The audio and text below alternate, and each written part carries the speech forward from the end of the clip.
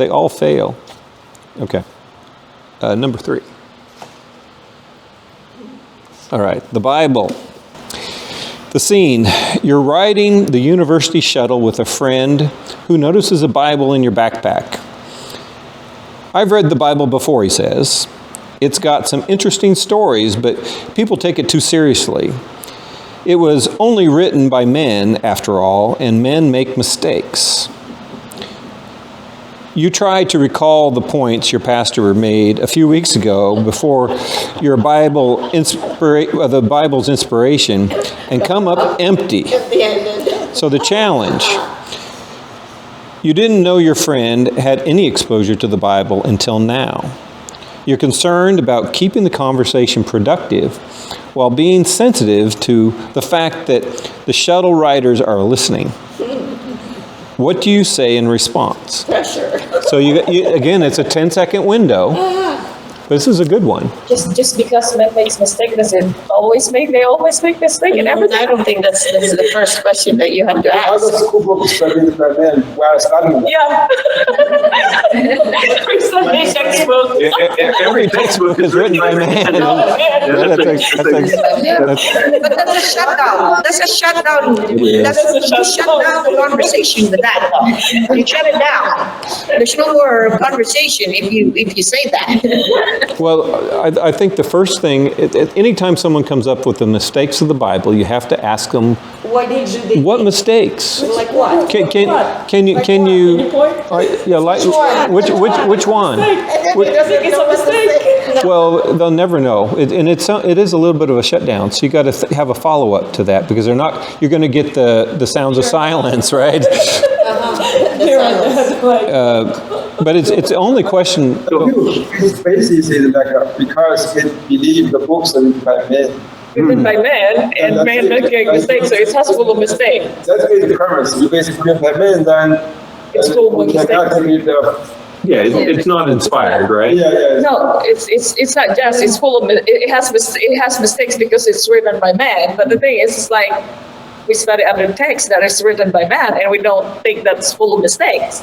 So how do you say that in a way that it's not a shutdown conversation? That's the thing. But I mean, what Walter's right is that you have to weave that question in a way that you want them to have an answer they can give you. So what question can you ask that requires them to answer? Because everything we've said basically. Things written by man is mistake. So then the person will say. And they'll say, I don't have any idea. I don't have any idea. I've just heard. Don't you know? That's the classic one. Wasn't it? This is a. Yeah. I was like, I'm full of mistakes. It's like, which one? You know, the Bible, you know, it's like, that's not fair because I haven't found a mistake. Why do you say the Bible is too serious?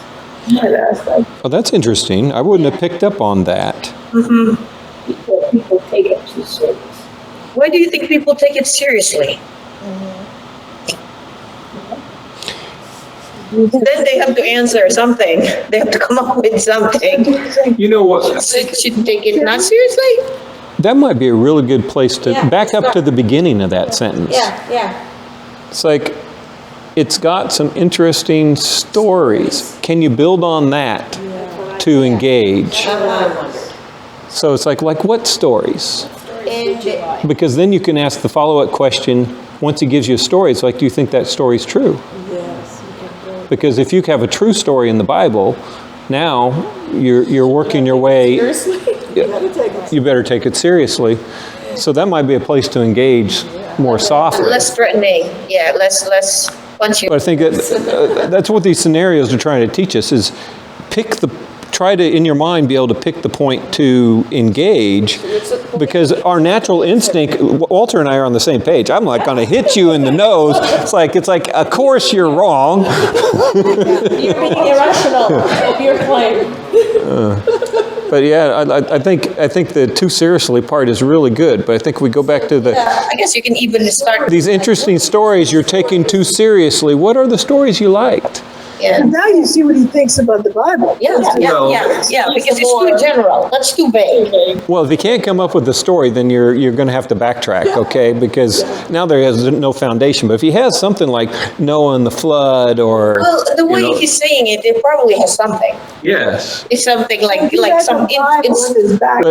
but that's the positive part of his negative conversation. And maybe in this case where you have 20 students staring at you, it might be better to engage with the positive instead of the negative.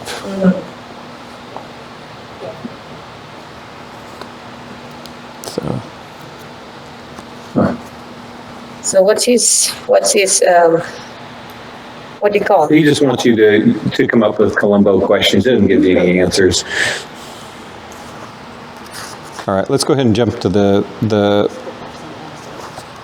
self-assessment. Answers. The book might have, it has some examples. It has some examples. Yeah, the book has Like suggestions, suggestions. Page 23. What's the? That's what he. 20. Don't tell me the page, because this doesn't go The by. page is right there at the bottom. You know, that page at the bottom matches.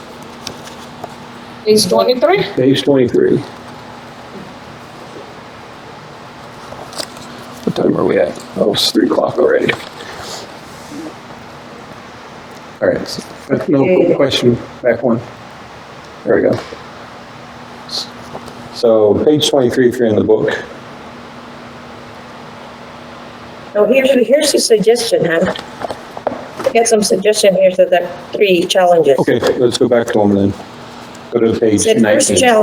first challenge, the kid asked, it's not rational to believe in God, and there's no proof.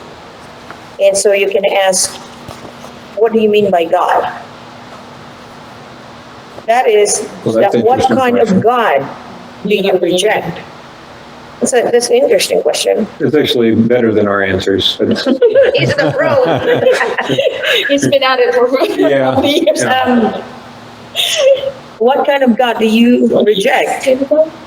That's one of the questions. What specifically is irrational about believing in God? Since you're concerned about proof for God's existence, what kind of evidence would you find acceptable? So we got 2 out of the 3. Yes. What arguments for God have you considered? That's a loaded question. Yeah, that's a little more advanced for a 15-year-old. 15-year-old probably can The answer first 3 that. I think are good. Yeah. And what did you find wrong with them? Okay, that's still, I don't think the 15-year-old can handle that Can handle last this one. question. So Go to scenario 2. the Scenario Bible study 2, group. Christianity is basically the same as all other religion.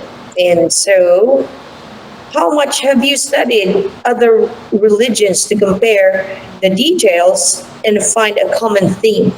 Ooh, that's a harsh. That's a little harsh. That's a little harsh. Well, if you make a big claim, that they're all the big fun. Yeah, that might be that sounded a lot like a bloody nose question. And then another question, let's see. Why would the similarities to be more important than differences? I'm curious.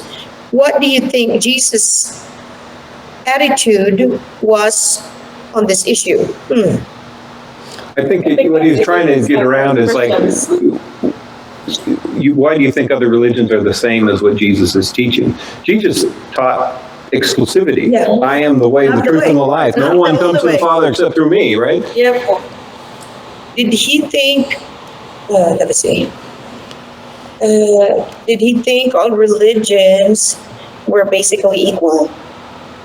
Is it telling people to love one another just another example of doing what you're objecting to? Telling others how they should live and believe?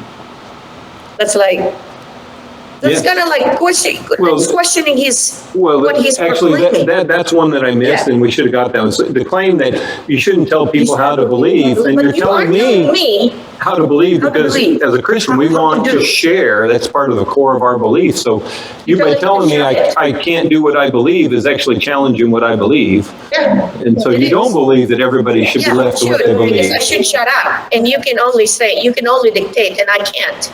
Well, and last time I checked, every religion evangelizes. There's no exception, because anytime someone shares their belief with the intent of convincing the person they're talking to that they're right, it's called evangelism. Yeah. Even atheists evangelize. Yeah. So yeah, you can. If you think you're right, you're already breaking that rule. Yes, it's one of those kind of exposing the irrationality of their claim. Yeah, like it's what's the name of that? Like you're proclaiming something that is what's the thing of that when we studied With the circular logic. yeah. Yeah, it's the You're telling me not to the law of do thing. non-contradiction. Yes, law of non-contradiction. And then that's pretty much it for the second one. Challenge 3. Do you have any books in your library? Do you find any truths in those books? Also, written by humans who are prone to error. That's the student. kinda like, That's what Walter Danny says. Oh, textbook phone of error. It's written by humans too. Yes. There's a lot of evolution textbooks. Is there a reason Yes. you think the Bible is less truthful or reliable than other books you own? Do people always make mistake in what they write? If not, then why would you dismiss the Bible simply on that basis? Do you think that if God exists, he would be able to use humans to write down exactly what he wanted? That's a pretty strong one. If not, why not? There's a challenge for. I don't have a challenge for in the study guide. What's the challenge for? Challenge 4 is, it's wrong to force your views on other people. I encountered this at work. You can't legislate morality. Christians involved in politics violates the separation of church and states. Oh, I can respond to this for starters. It's like, what do laws do? He said you can't legislate morality, but Yeah. all laws legislate morality. That's, I mean, that's, you have to ask. It's like, what do laws do? What does the law do? You're not supposed to steal. You go to jail if you steal. That's morality, Yeah. right? I mean, that would be, Kill somebody, you go to jail. but the separation of church and state is interesting to engage with. How would you gauge that one? Because that's the one they use against us, which is totally abuse of what it meant. What it was intended, is it? So, I mean, first thing you can ask is like, do you understand what it says in the Constitution? Maybe that's too harsh. It's like, Yeah, that's too harsh. what did, I like it though. well, because the whole thing is there, you need a history lesson, right? What's it called, what's it called? Non-contradiction? The law. Law of non-contradiction. No, the clause in the Constitution, the first amendment that says that. What's the text? It's the separation of, but it's, The church. it doesn't actually say it that way. It says that, well, I don't know the actual quote, but effectively it says that no religious organization should be influencing They can impinge impinge on the people. on the people. Basically, it means the government should never have a religion. Yeah, Which- like kind of what happened in. See, unfortunately, our government is like a religion now. Yeah, that was put in there because In of like Europe, the for state example. religion. Yeah, that- Yeah, the state religion. It was really against having a state religion. Of course, we have a state religion in America. It's called atheism. But It's the only one they push. yeah, I mean, you promote atheism. That means it's a state religion. Is this term specifically reaching is the law Constitution or not? a separation of power. Let's read it. What's the, What it says, the idea was that you couldn't have a state religion. That was the premise. Because in England, there was the Church of England, and it dictated who could. Anybody else that's The reason outside people that, came to you get- America originally was to get away You from get persecuted if you don't follow the religious map. persecution. It was religious. Because governments aren't supposed to persecute you for your religious beliefs. That's the purpose of the First Amendment, not to remove religion from the government.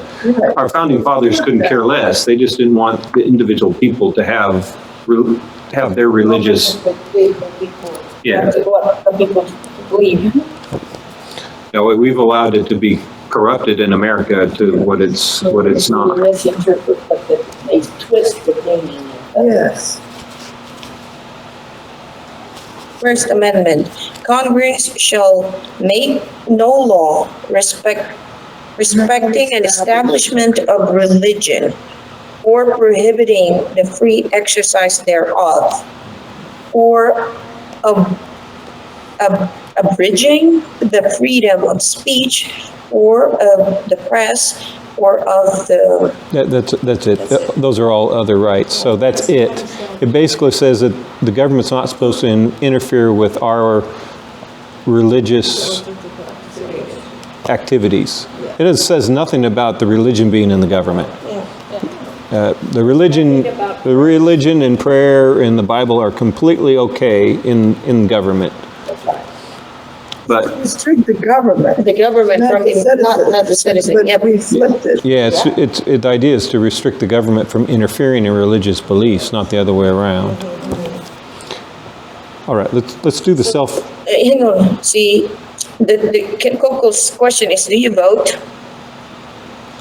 When you vote for someone, are you expecting your candidate to pass a law reflecting your point of view? Wouldn't that essentially be forcing your views on others? How is that different from what you're troubled about here? Is it your view that only non-religious people should be allowed to vote or participate in politics? Or did I misunderstand you? That's a pretty powerful argument. Yeah, where specifically in the Constitution are religious people excluded from political process because of their spiritual convictions? Don't the law force a morality of some sort? Can you give me an example of legislation that does not have a moral element underlying the law? That's what your question is. It's like the law. Yeah, they all have moral or ethical underlining. Now, they may violate it, but that's a different conversation. That does come up a lot though. But the one question he asked is a good question. It's the same one Walter asked. Effectively, it's like, what part of the Constitution says that? Yeah, I mean, you can say that in a non-threatening way. yeah. And though they might come back with the First Amendment, it's like, can we look that up and read that together so you can show me what you mean? Actually, you can use the example to show that's what I mean by non-separation. We have a religion, top-down control. Yeah. The true religion on a Christian is bottom-up with different channel. So you can. So the influence is bottom-up influence. That's not in the Constitution at all. Yep. Because that's to exclude the top-down. The top down. Now, yep, Different channel. up down. Yeah, because, China's an example. There's the Chinese church has to be approved or you can get into trouble, right? Yeah, that's the top-down model. And that's what the U.S. Constitution is supposed to prevent. Yet it doesn't. Okay. Self-assessment. What is the missing piece in our approach to sharing with others? We are missing the blank from the and to the. Yeah, that makes sense. We're missing a bridge from the content to the conversation. So what we tend to be missing is how do we move from the knowledge to the interaction, right? I failed that test. So, How do you go from what you know to So- what you can use? so number 2, what are the 3 essential qualities of a good ambassador? We've had this even in my class, right? The first one is knowledge, Wisdom and character. wisdom, and character, right? Right, so knowledge is to accurately... You meant by the character, like if you don't know somebody, like the way that you present The way you yourself? present the information. Okay. You're Not be like obnoxious. well, the example he used, if you're a drunk, you're probably not the best ambassador for Christ. Well, that's if the person know you. No, I agreed. And, Okay, if you're not drunk that particular time. but we have to have as close. We have to godly character. It's one of those, how often does it turn you off when somebody says, and they talk all the Christian talk, and then you see them as like behaving not Christian? Well, that's a character. That's the character. If you know the person, Yeah. then if you know the person, the character here means your character, like how you act in Yeah. the workplace or things like that. It's an attractive manner of presenting your information. You're obnoxious, yeah, that would turn off people too. Yeah, no, it's true.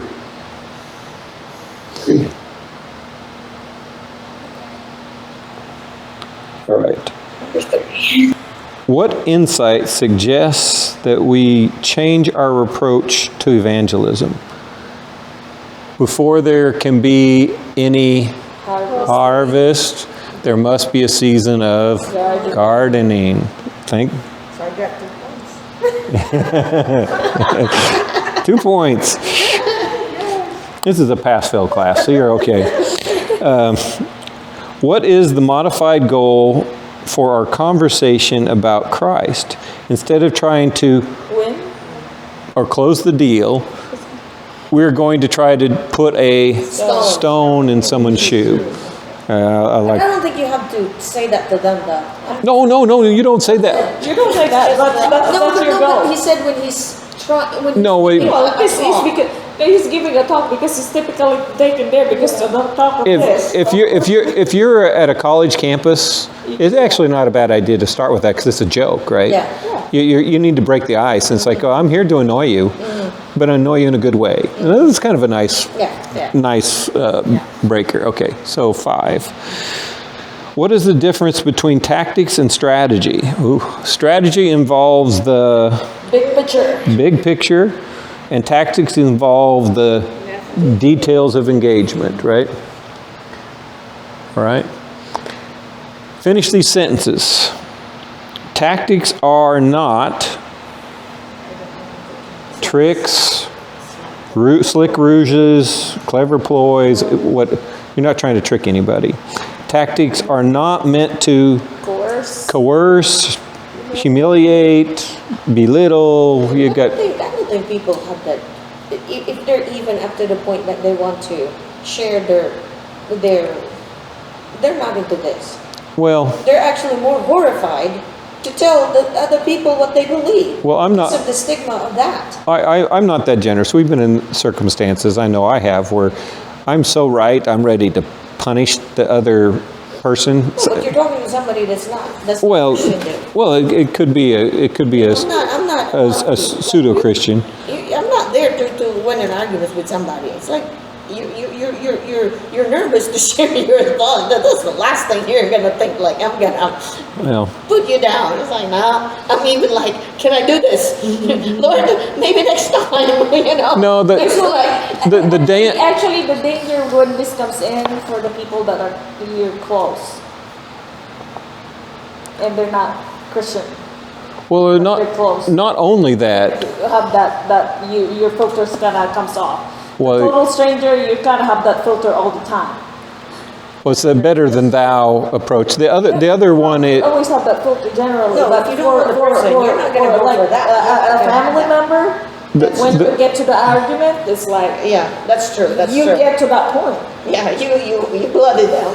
No, So it's like not productive. but even the stranger engagement can get to this. If you're pushed and they push back, if your instincts are to shut them down.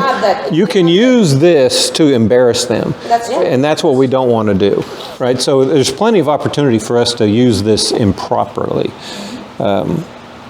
which is, it's like a knife. For surgery, to save a person, it can also be used to kill. Next. What are good tactics meant to accomplish? Tactics are clever ways to blank. Maneuver to get a footing or appropriate advantage in a conversation. So they're a way to kind of catch your breath in the middle of a conversation, because all of us will engage with people that are smarter than us in some topic, and you can't be all prepared. So questions give you a chance to kind of regain your balance in the conversation. Tactics are meant to exploit others' what? Well, bad thinking is his answer, right? Weaknesses is really what he means. For the purpose of guiding them to what? The truth, right? Because as Christians, we're all focused on truth. The key to the Columbo tactic is using carefully selected questions to productively guide or advance the conversation. Yeah, what you're trying to do is guide the process, right? Give some of the advantages to using the Columbo tactic. Questions are excellent conversation starters. Questions are interactive. They draw people out. Questions are non-threatening or neutral. There is no preaching involved. You're actually letting the other person talk more than you. You can make headway without actually stating your case, which is actually interesting, that you don't have to actually give your position at all. No. But you can direct the conversation and let the other person make your points. In session 2, he has a couple examples that he's done where he basically asked them a question and he talks about it putting evidence on the table. And now when you get to the end of the questions, now you collect that evidence and bring it back to them with the rational, when they've made your... Especially evidence that they already... Yeah, they've made the point for you. Questions can buy you valuable time and information. Next, there's one more. Questions keep you in the driver's seat in the conversation. So the first application of Columbo is to gather information and employs some form of the question, what do you mean by that? You got it. All right, food for thought, and then we'll close things out. Sorry, we ran a little late. I don't know how long this is going to take. All right. What do you mean by that? Is the important question that forces the other person to make sense out of his own objections. For example, a common challenge to the authority of the Bible is the Bible was only written by men. Yes, the Bible was written by men, of course. We agree on that. But something else is implied by the word only. This needs to be fleshed out for clarification. And your question, is this not the challenge, the fourth challenge? Okay, we've already kind of gone through this then. The study guide's a little different than the book. So I think you need to flesh out what they mean by pushing this. All right. I think we've covered everything. Comments, questions? They practice. But I think you have to have the nudge. You can feel it, the nudge of the Holy Spirit. Where I know, but you tend to like, maybe next time, Lord. You can feel it. Actually. Yeah, like, I do. You have to share it. Like, say something about God.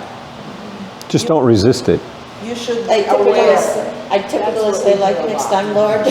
I'm too scared. I know what you're talking about. I can feel that. It's like, you gotta do something. Well, because you'll get desensitized if you resist it. So it's important to allow God to guide you and listen to that urging, because he's laid the groundwork. You're just the tool in his hand, right? So. And generally, you don't know what other interactions that person took And before before you about it. at Got to work, you. I don't know who posted a sign at our lunch break. If you have any prayer requests, contact Judy. It's like, I don't know who put that in there, but I was like, okay. I have no idea. It's out there in the in our line. Contact you.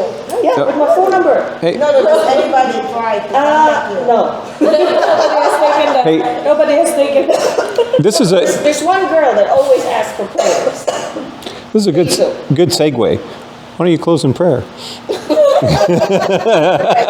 Come on, you're the prayer lady. Don't be saying, oh God, please. Like, talk normal. Okay, let's go ahead and close with prayer. Heavenly Father, thank you so much for these friends and family. Sharing better ways to engage for you. Help us to feel your urging and not resist it. We know that you'll urge us when we're meant to engage. Give us the encouragement to do what you've asked us to do and employ these amazing tactics that you've provided us with to be non-threatening and engaging, and hopefully put that stone in people's shoes. We pray all this in your name, Lord Jesus. Amen. So, that's fun. I have one point. So, I also feel if you talk to some people, which is only occasional conversation, it's likely you have to think about the goal. If the goal is to inform them, or even a little bit educate them, it's maybe more offensive. But if the goal is to extraction, you extract some information, then it's different. Because if you can see some answer, just shut them down. You not shut them down, just let them know, okay, your premise is wrong, so they have a stone. They live away. Yeah. It's sometimes if the people come to your house, then a different situation. You have a 10 minutes of conversation. No, I think you're right. I think you have to kind of have a long-term strategy if you know you're going to have multiple interactions with somebody. But I think what the question technique really gives you is you can have that leading question, and then now you can collect the information, process it, and then the next time you can start at that same place, but you start with an educated perspective. So you can ask more questions and use the questions to kind of lead the process. They may not even know where you're leading them if you do it. You might not even know yourself. Well, that's It's like depending on their answer. And you never come You don't know. well, and if they don't, then just consider it a gardening episode, right? So It's somebody else now. let some field. pass the baton and go. But yeah, I think not feeling the pressure to always go all the way is more likely that you're going to do the engagement. The problem is, a lot of us resist the engagement because I can't close the deal. I just won't bother. Somebody else will do a better job than me. And those are all not the right answers. What's being taught in the church is like you have to close the deal. You got to ask them before they leave if they want to accept Jesus Christ as a personal Savior The point that and they Lord. should be baptized. Well, they say you need to share the gospel in every conversation. I've heard this. And the thing is, I don't think that's true. I think you need to show the gospel in every conversation. That's a different statement. But that's the character, right? That's how we were raised. If you want to share the gospel, you have to live to the point of baptism. Yep. Yeah. So it's hard. It's like, it's impossible. So it's like, I'm not a preacher. How can I do that? Yeah, no, it's Don't do it. it's sad that that's what we were taught, because it stunted the life and activity of the church, because we basically only the preacher can do that because he's the only one, right? Work with the preachers. Because we pay them, they're employees. We've outsourced the job. Anyways. We paid you for that. Go do it. They're the expert. Yeah. But that answers a huge question for me because my problem with sharing is always, where do I start? It's like there's so much. There's so You much could to share. Yeah, there's so much to share. But because you don't know where they are. So this tells Yeah, so Where they're at. Figure out where they're at. Question, gather. well, the thing is, you're not even trying to figure out where to start. You're just asking questions, and the starting point will show up, right? So- That's always my thing. Where do you start? Yeah. no, I appreciate this approach. And like I said, I've watched these videos a whole bunch of times, and Well, hopefully by the end of maybe I'll get better. Oh no, no. I think this is a lifetime exercise, but it's useful technique, right? No, Grandma, I gotta go. It's okay. Well, thanks everybody.